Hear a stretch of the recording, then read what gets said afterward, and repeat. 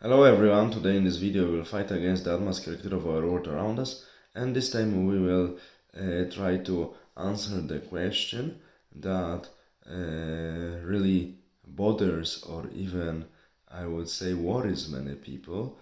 I mean, why is Joseph Stalin, or guy commonly known as Joseph Stalin, because his real name was Josip Jugashvili, why is this guy still so popular and even officially appreciated in Russia and among Russian population?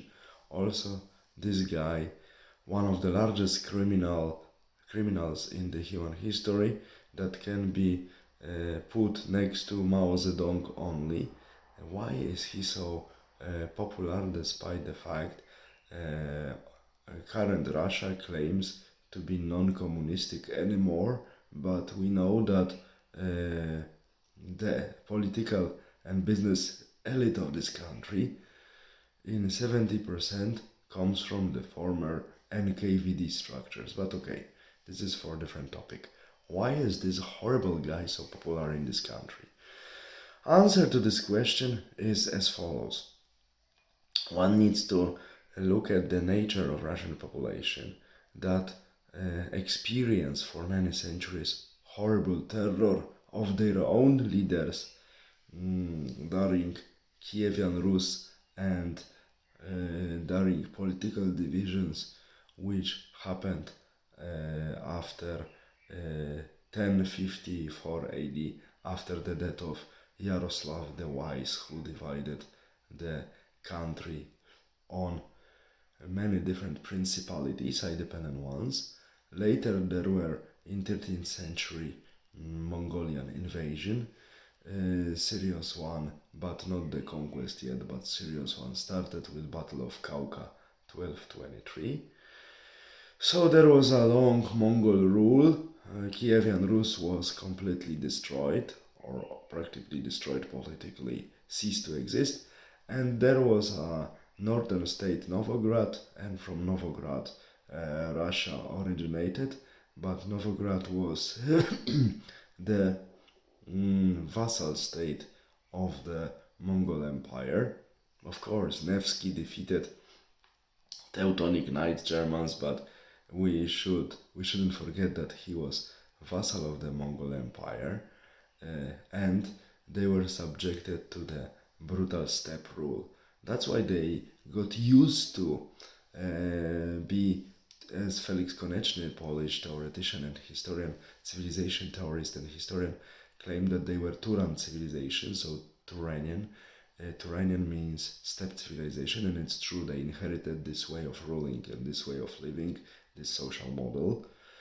And later, after many dynastic marriages at the 16th and beginning of 17th century, they were ruled also brutally by German elite, and it lasted until 1917. And in 1917, the Bolshevik Revolution happened because of the exhaustion and the complete political disorientation of the society caused by the results of the First World War. And Mr. Lenin, financed by German money, yes, started the revolution, but he himself was in really tiny percent Russian. From his mother's side, he had Swedish, German, and Jewish origin, and from his father's side, he had some Russian, but mainly Tatar and Mongolic origin, so nations from Central Asia. And he openly was saying that he spits on Russia, and his dream is the global revolution. And he is not interested in Russia, but in the beginning of 2024, syphilis defeated this monster, this horrible creature called Vladimir Lenin, and Trotsky was chosen by Lenin in his testament to be a successor as a leader of Bolshevik movement, but Stalin outsmarted him and kicked him out of the Soviet Union to spread Lenin propaganda. But Stalin himself was saying, which was actually wiser from the Russian and Soviet point of view, that He is focusing first on Russia, and he is not interested on global revolution. First part was true, he was focusing in Russia to modernize and stabilize the country, and second part was not true. What he was officially saying, he was interested in global revolution as well, but he wanted to use Russia as his base to start with world revolution. So he had to stabilize the country, and during up to 1926, Lenin was not Russian, Kamenev was not Russian, even Stalin was not Russian, was Georgian. Members of guard of Lenin were Latvians, personal guard. Many people close to him were Baltic Germans converted to communists. Many of Bolsheviks were Jewish. Many of Bolsheviks were coming from Caucasus. Even the founder of Czechia, that later transformed itself to NKVD, was of Polish origin, Felix Dzierżyński. Yeah, it's shame. My countrymen founded Czechia, that later evolved to NKVD and KGB.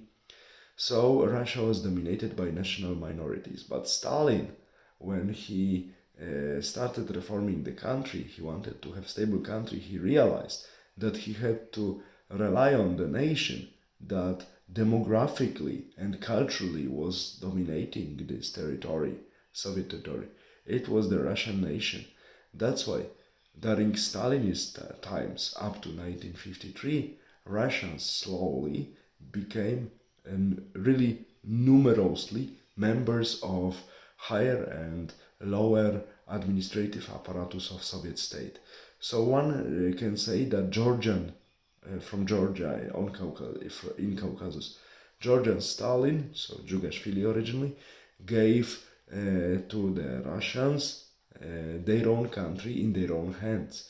So for the first time in several hundred years, it's true, Russians became a master in their own country again.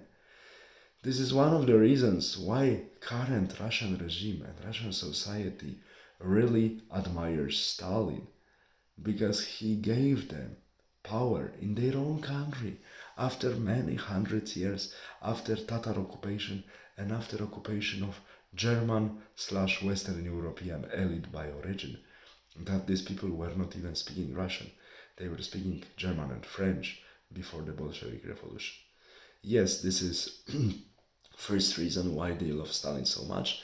And second reason why they love Stalin so much is that despite the horrible cost, despite the insane collectivization that destroyed countryside in Russia, despite promoting Wysenkism that destroyed biological sciences in Russia for many decades and was one of the reasons of the famine that happened at the turn of 1920s and 1930s, mainly in Ukraine. Also it was induced additionally politically, and southern Russia and northern Kazakhstan, this horrible famine.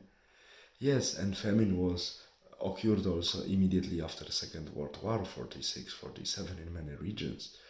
Many million people died, but Stalin industrialized the country very quickly, I should even say very rapidly, in a very brutal and effective way, using American, British, German licenses, patents, and using horrible resources of this country and its population that it's resistant to terror and obedient. But it was of course very costly. It costed millions of human beings. It costed a lot of mismanagement, especially in the beginning of this process of industrialization. Horrible losses for the environment and resources. But at the end of the day, when Second World War started, Soviet Union was already relatively well industrialized country with horribly strong army.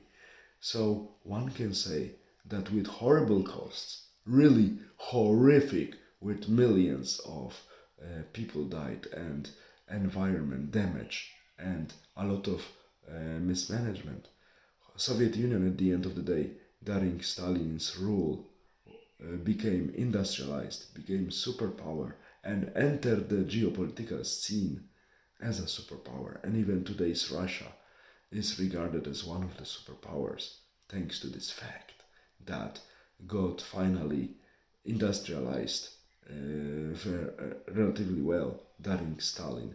He finished this, was what was slowly starting during Tsarist regime, in a brutal, rapid, quick way, and he stopped actually Trotskyist revolution that from Bolshevik Revolution to 1926, when Lenin and later Trotsky were ruling Soviet Union, they started really revolution that also social and moral revolution, that our LGBT and other stuff what we have in Europe is still nothing in comparison to this what was happening in Russian cities during first years after Russian Revolution. Stalin came back to conservative model of family because he didn't want society to decompose. As I mentioned, he needed Russia as a base to spread Bolshevik revolution around the world. As a founder with horrible cost and horrible crimes, as a founder of Soviet and now Russian strong geopolitical position and military position and industrializing Russia, Stalin is loved with blind love by Russian population, and all of his crimes are forgiven to him. I don't know how one can follow this pattern and forgive such crimes, but this is a matter of Russian soul if something like this exists. But if something like Russian soul exists, it has to be something really, really disgusting.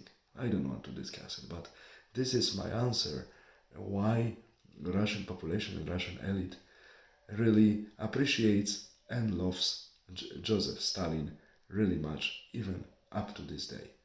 All the best, have a nice day.